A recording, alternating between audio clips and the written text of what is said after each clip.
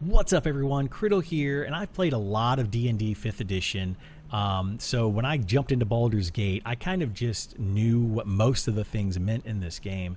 But I've been getting a lot of questions from people asking some things like, what's an action versus bonus action versus reaction? Why is this spell this and this spell that?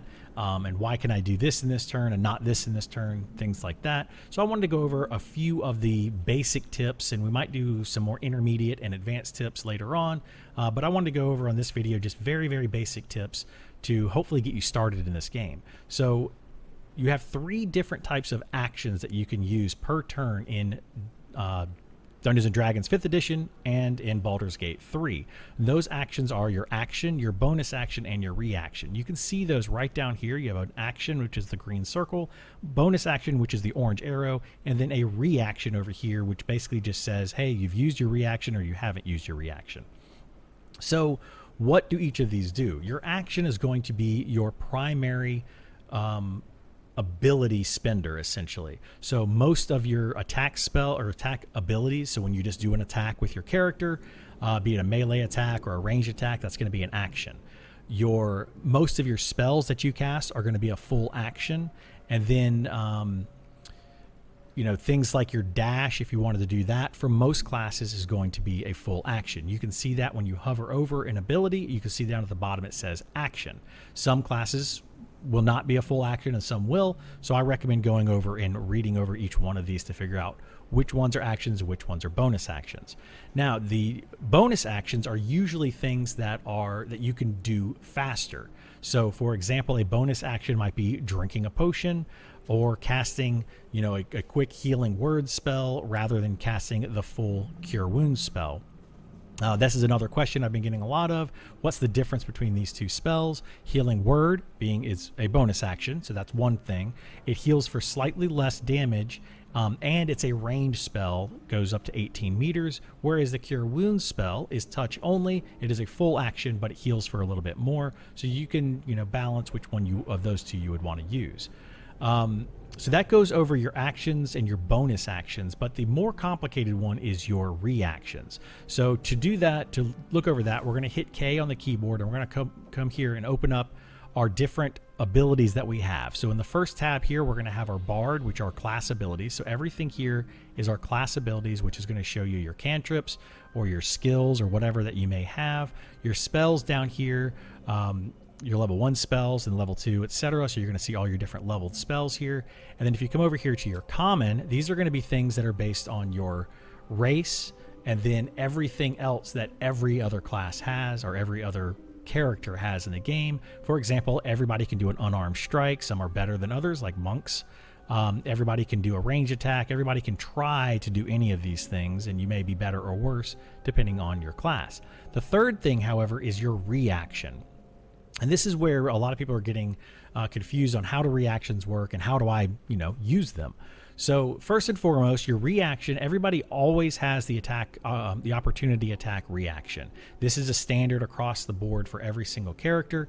You will be able to get more reactions as you get higher level that you can do. For example, it might be a counter spell, so that when somebody casts a spell, an enemy casts a spell, you can say counter spell and stop them from casting it. Or if somebody tries to attack you, you can throw up a shield spell and it increases your AC and hopefully blocks that attack from happening. So that's what different types of opportunity attacks can happen. Now, like I said before, you can only use one of each of these, so one action, one bonus action, and one reaction per turn. So if you have multiple different reactions, then how do you use those? So right now, when the game first starts, this is going to be checked or unchecked by default, and this says it's going to ask if it wants you to use the reaction or if it's going to trigger automatically. If it is unchecked, it will automatically trigger. So in this case, if an enemy is next to you and tries to run away, your character will automatically try to hit them with whatever weapon they have equipped. Now, why would you want to turn that on and go ahead and check it? The reason you would want to check it is if there's 2 enemies beside you and one of them runs away, and you don't want to attack the first one that runs away, but you do want to attack the second one that runs away, or you can look at the initiative order and say, well, I want to attack this one, but this one's actually going to go first, this other enemy A is going to move before enemy B, but I want to attack enemy B. So you could turn this on. Enemy A runs away. The game says, do you want to attack it? You say no. And then enemy B's turn, and the enemy B hopefully will then try to run away, and you can use your attack of opportunity. But again, it may not, so that's a chance you could take. Another reason you want to turn these on is things, for example, like the shield spell or the counter spell abilities. So if you turn all of those on, let's say you have those 3 different things here, you turn all of them on, and an enemy tries to run away from you, it will then say, do you want to try to do an attack of opportunity? And you say, well, no, because there's a spellcaster over there that hasn't gone that will go before my turn that I think they're going to end up casting a spell, so I want to counter spell it. Or I'm going to wait until somebody tries to attack me, and I'm going to use my shield spell to block that attack. So you're going to say, I don't want to spend my reaction on an opportunity attack. I then want to wait for these other 2 things that I think are more important. So that's why you would want to toggle that on or off. So that's just a couple quick tips on actions, bonus actions, and reactions and how they work. The next thing I want to go over is your spells down here. You have ritual spells. People have asked me, well, what does a ritual spell mean? How does it work? It says it's an action, and that kind of thing. So ritual spells are usually a full action, but they can also be cast outside of combat as a ritual. So if I were to say cast Cure Wounds, it's a full action. It doesn't say ritual spell. It says it's a level 1 spell slot. So it's going to actually use my level 1 spell slot if I were to cast it. This here, on the other hand, says action ritual next to it, which means that it does not use a spell slot if it's cast outside of combat. Usually in D&D 5th edition, a ritual spell would take 10 minutes to cast and is very rarely cast in combat, if ever. But in this game, if you try to cast it in combat, it'll just use your spell slot. But if you use it outside of combat, it automatically casts it as a ritual instantly. So I could just take this, go right here, and I could cast it on my character, and boom, I now have a long strider over here, and that lasts until a long rest.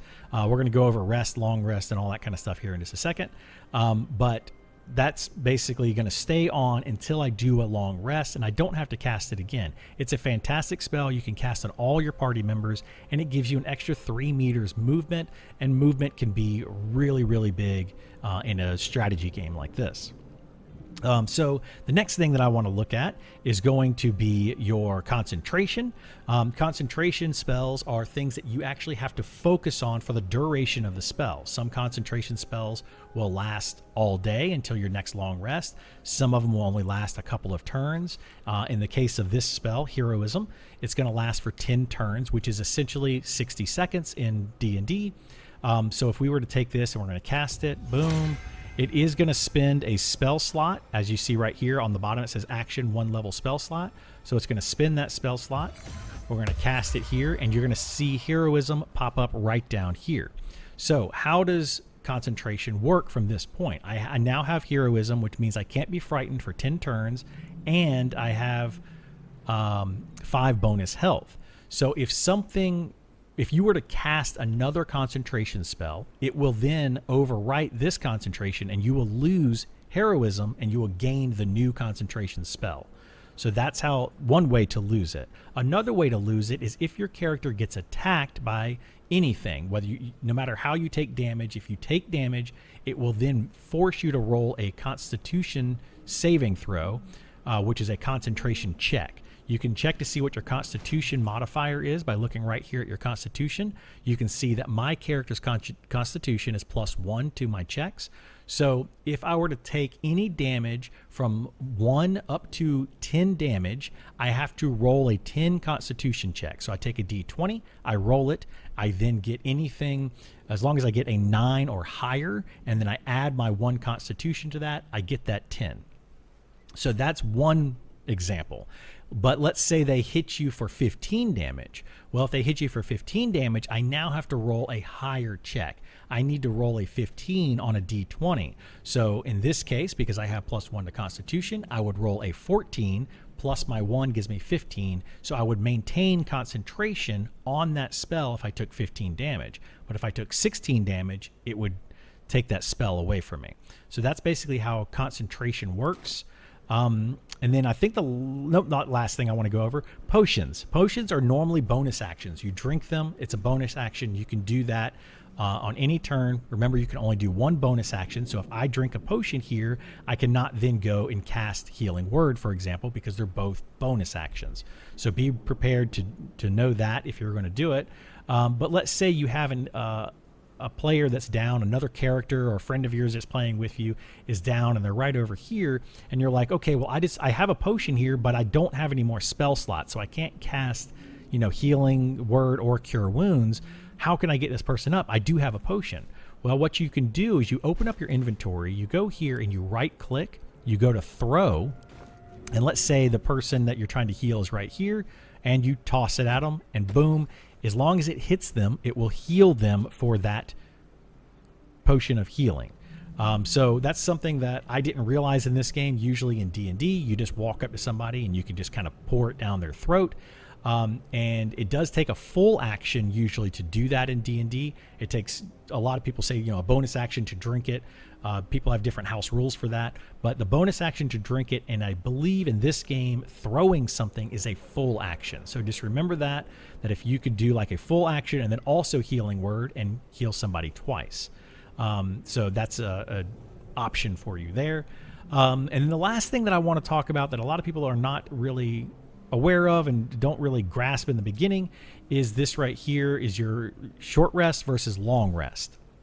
So a lot of abilities, for example, this right here, Piercing Shot, it says right on it, it's an action, but you can only do it, or then it has on there short rest. It refreshes on a short rest. So if I take Piercing Shot and I were to use it and I target this right here, boom, it blows that up. It used that Piercing Shot ability that I had for that term, right? So I can no longer use that until I take a short rest or a long rest. So if it says short rest, it's either short or long. You don't have to do a long rest, or you don't have to do the short rest when you have a short rest ability like this.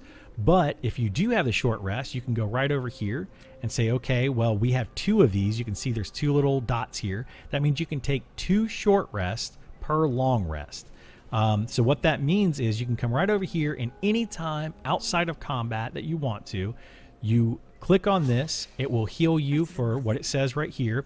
It will restore 50% of your hit points, and it restores your short rest abilities. You can see now I can use this short rest ability again, and I can go over here, and target something else that if I wanted to shoot this, for example. So boom, I now shot that, and it used it again. So now I can go back here and I can say, okay, I want to use another short rest, and so on. So how is that going to benefit you? A lot of spellcasters get things back on short rest. Your monk gets things back, like the key on short rest. Your druid gets back their shape changes on short rest. So short rest is a very, very good thing to use, and you're probably going to want to use a lot of your abilities in almost every fight in this game. And then right after the fight, you might want to use a short rest. Once you have used your 2 short rests, you then need to go down here and say long rest. Long rests do require supplies, camping supplies.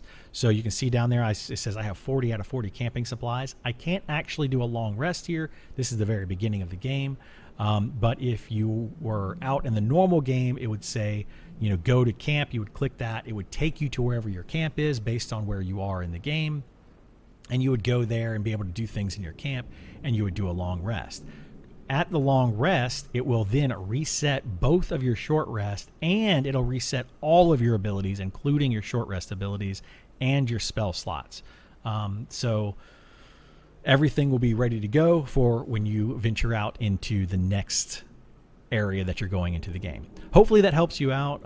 If so, please like, subscribe, follow, all that kind of stuff. If you have any other questions, be them basic or advanced things, please feel free to reach out, ask in the comments, or come over to my Twitch channel and ask me there, and I'll be happy to help you out. Take care and see you next time. Bye.